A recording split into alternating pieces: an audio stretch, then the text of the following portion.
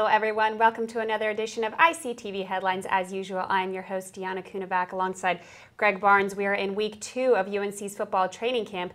Lots to discuss, lots to get into. Today's show, we're going to be focusing on the defensive side of the ball. There's definitely a lot to discuss there. So many things have been going on in just the past, I guess, week and a half that it's been. So Greg, let's just start off with the D-line. We know 2 guys solidified their spots, Tim Jackson, Kareem Martin. That third one is kind of up for grabs at this point because of so many minor injuries and setbacks and that kind of thing. Are you expecting anyone to stand out and kind of take that spot, or is it just all up in the air? I think it's up in the air at the moment. Yeah. Sean Underwood's the guy who was listed at that nose tackle spot. He's battled an ankle injury throughout most of camp.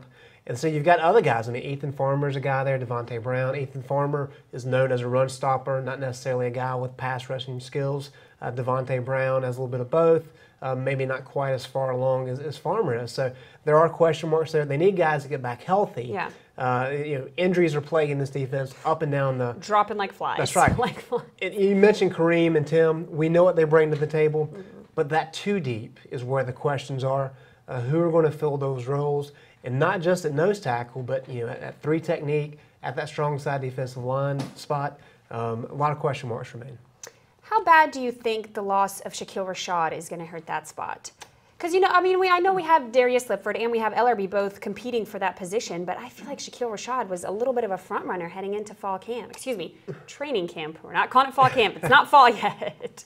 Yeah, I think that anytime you lose a guy of that caliber, he played a lot of snaps there last year.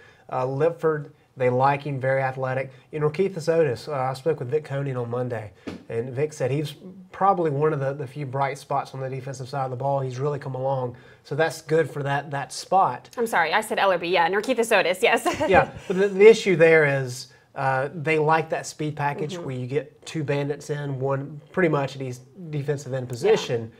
So if you've got Lifford and you've got Otis out there in those positions, you don't have Rashad. Now all of a sudden you're talking about Mikey Bart, who is a true freshman, being that backup at Bandit. So again, depth is an issue there. Speaking of younger guys in the line, a few of the guys that Tim Jackson and Kareem Martin both talked about really stepping up or that they've been impressed with, Justin Thomason and Jesse Rogers. Yep. Have you gotten a chance to watch them a lot in practice? Or? Yeah, and I think the key for those guys, number one, they've got experience, they've got a year under their belt, but both of them have been able to pick up weight. They've both got good frames quickly, for it. Yeah. That's right. Thomason last year played a defensive tackle kind of as the season progressed, but he was 250. He's up to about 270 now. He's actually at a weight where he can be competitive. And so he's playing pretty well there at the 3 technique. That's the position that they really need to hone in on it and get better at, and I think that's helping them. Let's take one step back. Let's go to the linebackers now. I think this might be the group with the biggest amount of concerns. We saw Jack Tabb today practicing at the linebacker spot. I remember they started the drills at the beginning and we go, is that number 80? Is that Jack Tabb? That's Jack Tabb. That's Jack Tabb. Talked to him a little bit after practice today. He says that, he feels comfortable playing both sides of the ball, but you can tell he's a little on edge about it. And Fedora said the main reason that they moved him over was they feel he can handle it. He's intelligent enough. He knows the playbook, both sides of the ball enough. And he even said he played linebacker in high school. Let's just talk about that group in general. I don't even know where to begin with that hot mess. Well, I mean, there's... You either. we were counting the position players. Yeah. They had, including Tabb, they had 6 linebackers going through drills. 2 of those guys were walk-ons. Yeah. So you pretty much have Travis Hughes, you have Dan Mash, and then other than that, you got a bunch of guys trying to work in. Joe Jackson's there. He started training camp at the Ram. Yeah. So you have 2 true linebackers. And in talking with Vic, it's a situation coming into the summer, they thought they had plenty of bodies there. Yeah. But then you have injuries to P.J. Clyburn, you have injuries to Tommy Heffernan and Nathan Staub. We don't know how long those guys are going to be out. But all of a sudden, you have a very minimal amount of guys there. You've got to put somebody there, and Tabb's one of the guys that fits the bill. They hope not to have to use him, but there's a good chance he may have to play both ways. This is like exactly what happened with wide receivers last year. That's right. Do they need me to try out? I don't think I can pull off linebacker. I could have pulled off wide receiver. I am very lanky and gangly. I could not have pulled off linebacker. Let's go farther into the secondary. Talk about, I don't even know where to begin with this. Guys like Trey Boston, Damian Washington moved to safety this offseason. Then you have Jabari Price, who's slated to have a big year. A lot to talk about there. First of all, Trey Boston got voted to preseason all ACC team. Do you think there's validity there? Do you think it's just people voting because they don't know what to vote for? Well, I think that's it. I think people look at the statistics. And as we talked about before, Trey had good numbers last year, but part of that's because people were throwing at him. And that's not necessarily what you want. Yeah. But to his credit, he's apparently made a lot of strides in the spring and in the offseason.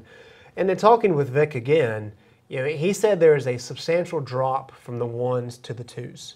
And I think at the 1s in the secondary, you've got guys like Scott and Price, and even Ellerby, he played pretty well at the Rams spot. Yeah. Terry Schenkel, he can give you some minutes there. So I think the front line is pretty solid. But as you mentioned, Damian Washington's had to move over. Sam Smiley's out for the year. There are a few other guys in the secondary that have been hurt. Who's going to step up and give them some depth? And that's really where the question is right now.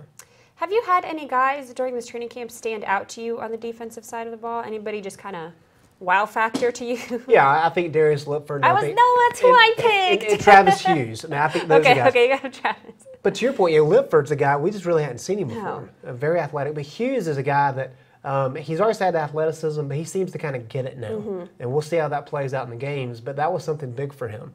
And Otis, Otis looks fine. Not as good. In terms of like the coaches, they really talk him up. I haven't necessarily seen that, but granted, we don't get to see a whole lot in practice. But those are some guys that they need to step up at positions of importance, and apparently they have thus far. Darius Lipford, I'm very anxious to see, because when I talked to him last week, everybody's been raving about his athleticism, and he threw out a few numbers for me that just, mine was spinning. Yeah. And then he also said during the summer he would lift with the biggest guys, and he would do the running with the skill guys, and just a freak of nature. So you have to wonder how that's going to translate onto the football field. And I asked him mentally if he feels prepared, and he said he might shed a tear the first game because it's been that long of a time. And with Narkithis Otis, you said the coaches have been talking him up a lot, and that is true, but it was Fedor himself who said they just need the light to come on for him. What exactly that means, I'm not really sure, but I think that's an issue, a little bit of concern there. Why hasn't the light come on yet? Yeah, no, and that's a great question. In terms of Lipford, I understand where he's coming from. I lift with the bodybuilders and I run with the speed guys as well in the offseason. I didn't see you there yesterday. Well, but the athleticism with him and Otis, I think that's where you get comments like, is the light ever going to come on? That speaks to their vast potential. And we knew coming in, as recruits, those guys had just a ton of potential, and they just had to make sure they understood the system. Yeah. And it sounds like they're starting to understand it. And the fact that Otis, Vic said that he's been the bright spot, a couple weeks after Fedor made the comment about the light coming on, if you put those two together and that's actually correct, that bodes well for the season. Maybe the light bulb has come on. All right, let's do a final general takeaway from the defensive side of things. What kind of expectations do you have for them this year? Because last year, it was their first year in the system. There was a lot of things they were still learning, and you could tell sometimes they looked lost. Cough, Georgia Tech game. Yeah. So, again, we'll go into that. But what kind of expectations do you have for them this season? What do you think is a realistic expectation, I guess? That's a great question. Well, the thing with last year is that as the season went on, they started out pretty well. And as they started to get nicked up and get injuries, they really fell off down the stretch. And if you just look at kind of the injury situation right now on the defensive side of the ball, it doesn't bode well. Yeah. I mean, they've got pretty good talent on that first string, but with so many injuries coming into play, if those are significant and they last during the season, I just don't know if they have enough bodies to be competitive late in the season. Maybe that bodes well that some of their biggest games are early, but if some of these guys can't come back, a lot of these guys are not able to come back at full strength, that's really going to hamper what they'll be able to do.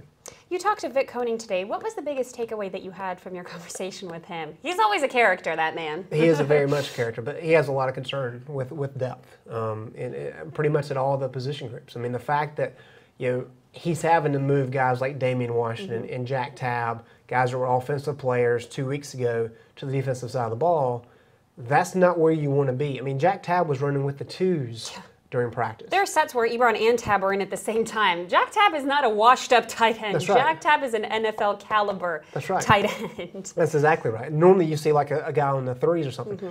Damian Washington was running with the twos at safety.